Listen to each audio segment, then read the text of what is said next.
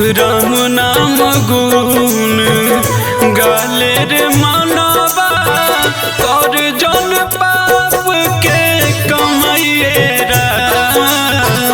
राम नाम गुण गाले रे मानवा कर जन पाप के कमाइए राम। समैया के चक्कर में फंस जइबा जहिया होई नहीं कही ओरी हाय राम।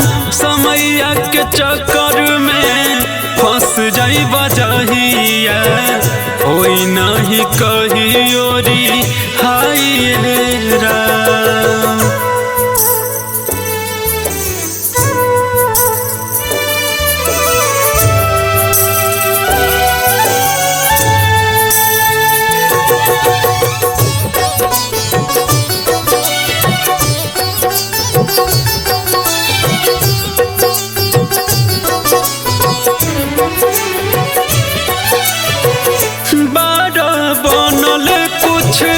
बुझत नहीं अगला समयला सूझत नहीं बड़ा बनल कुछ बुझत नहीं अगला समयला सूझत नहीं धन बढ़ाव तारो झूठ सच बोल के काम नहीं आए को पाइए राम। समैया के चक्कर में फंस जइबा जहिया कोई नहीं कही ओरी हाय राम। समैया के चक्कर में फंस जइबा जहिया कोई नहीं कही ओरी हाय राम।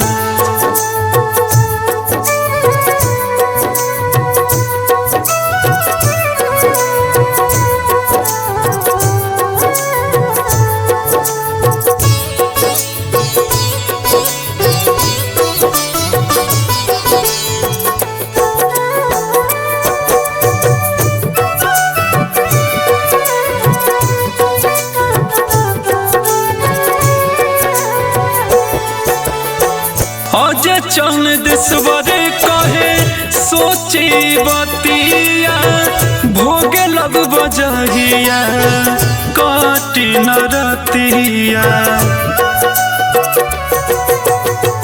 अजय चंदेश्वर कहे सोची बतिया भोगे लग बजहिया काटी न रतिया।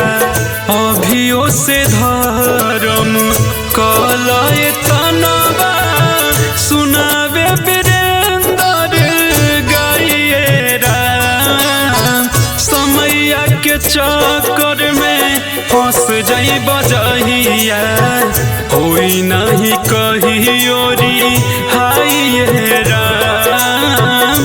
समैया के चक्कर में फंस जइबा जहिया होई नहीं कही ओरी हाय राम।